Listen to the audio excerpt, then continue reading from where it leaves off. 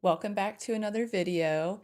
My name is Berkeley and I'm an artist who took quite a long time off of making art, and I've been sharing online about my process of getting back into art and reprioritizing it in my life. And today I'm sharing something that I'm so excited about and I thought I would never get to share with anybody, and that is that I am about to finish my first sketchbook in probably 10 years. I only have a few pages left, and I really wanted to bring you along with me to celebrate the fact that I am finishing this. And just for fun, I am going to be trying out some new art supplies, and I'm going to be facing a real creative fear of mine. So come along, let's finish my sketchbook. I can't believe I get to say that.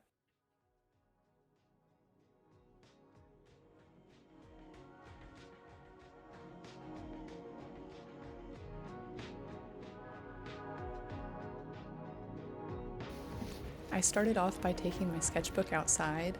The weather has just been beautiful and warm and sunny the past few days, and I really wanted to get outside and enjoy it.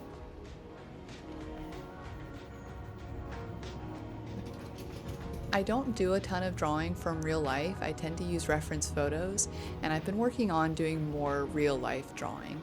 And so I decided that I was going to draw a portrait of the cactuses that I have growing on my back porch.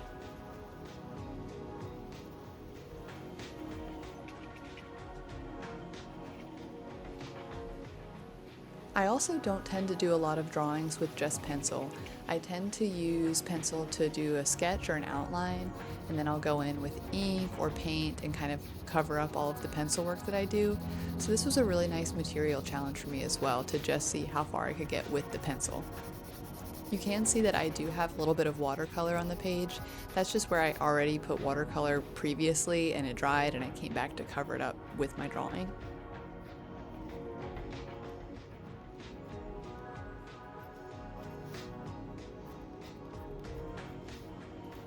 And I just really love the funky organic shapes that these cactuses make. We actually grew these cactuses from cuttings just off of a large cactus plant, and then we potted them a couple of years ago, and they went from one pad to these crazy monsters.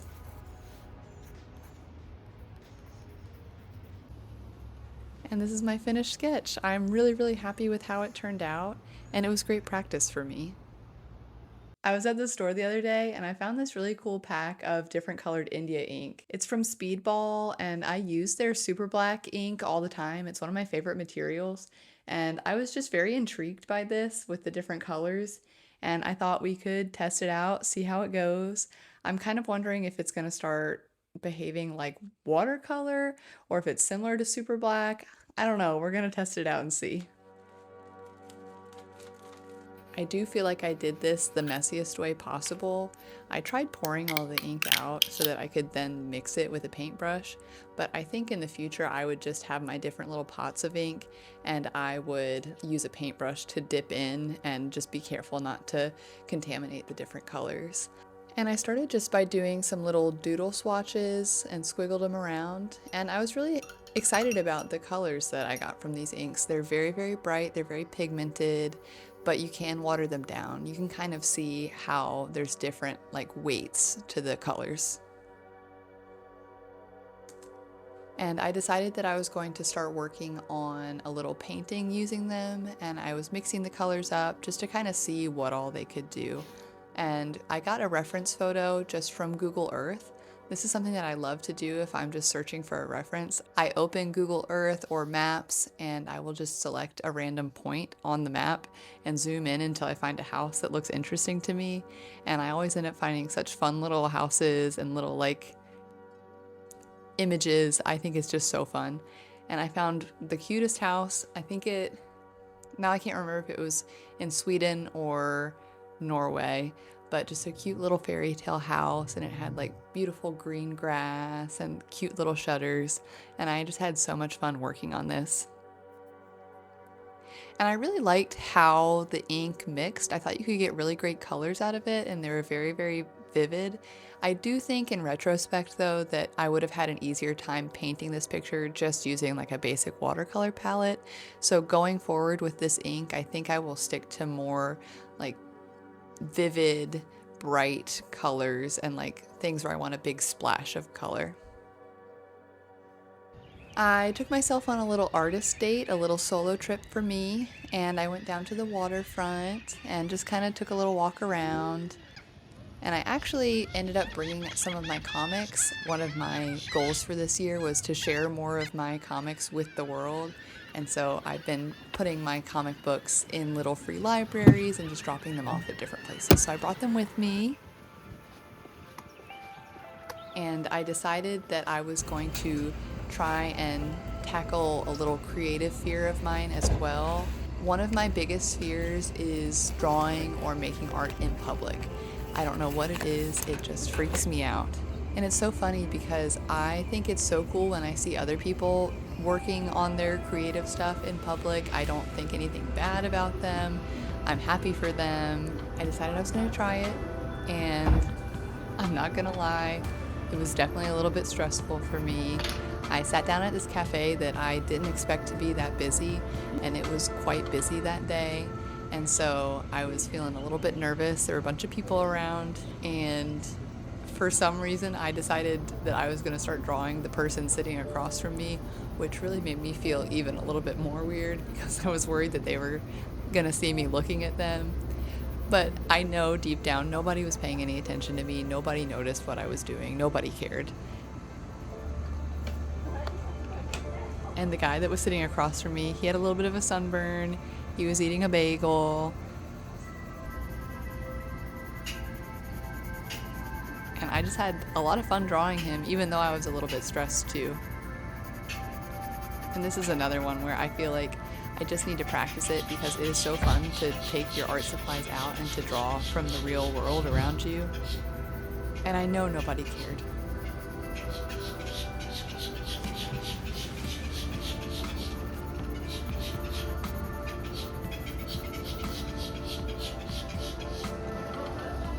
It started to look like it was going to rain, so I went ahead and packed up my art supplies. I didn't quite finish this drawing, but I did finish it when I got home.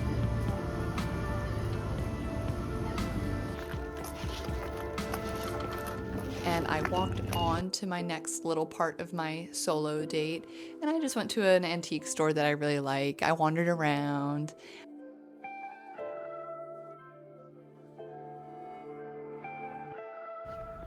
I took a little walk through the park, and at that point, it was time to head home.